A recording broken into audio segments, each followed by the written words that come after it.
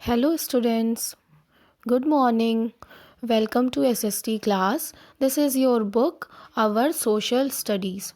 We were discussing chapter 7, which is New Religions and Ideas. So, open your book, page number 52. The heading the Upanishads. अब हम देखेंगे उपनिषद के बारे में। The Upanishads in Sanskrit literally means sitting near the गुरु। संस्कृत में उपनिषद का मतलब होता है सिटिंग नियर द गुरु, अपने गुरु के पास में बैठना। ठीक है, इसका मतलब है कि अपने गुरु के पास बैठना और शिक्षा लेना उनसे। The Upanishadic text are a part of the later Vedic literature. जो उपनिषद के टेक्स्ट थे वो भी लेटर वैदिक लिटरेचर के पार्ट थे। The Upanishads are said to have been composed by learned saints and philosophers। और जो उपनिषद कंपोज किया गया है वो मतलब कई फिलोसफर्स और सेंट्स के द्वारा यानी संतों के द्वारा कंपोज किया गया है। जैसे कि सम आर देयर, जैसे कि Yajnavalkya, अरुणि, Sandilya, Aitareya, Shaunaka etc.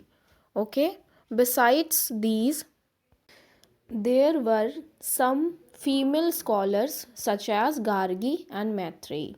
Okay,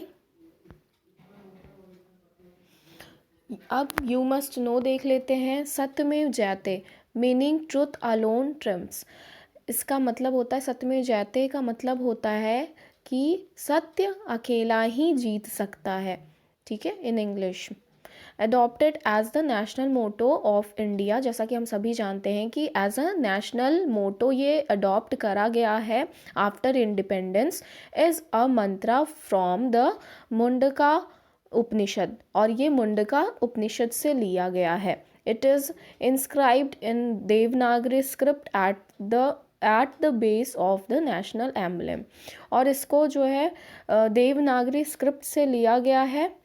the emblem and the words Satmev Jayate are inscribed on one side of all Indian currency।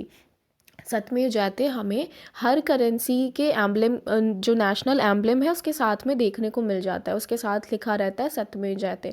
आप लोग एक करेंसी लेके, एक 10 रुपीज़ का नोट लेके उसमें देखोगे तो आप लोग पाओगे कि सत्यमेव जयते लिखा है और उसके साथ में नेशनल एम्बलम भी है। नेशनल एम्बलम जिसमें कि 3 मुंह वाला शेर है।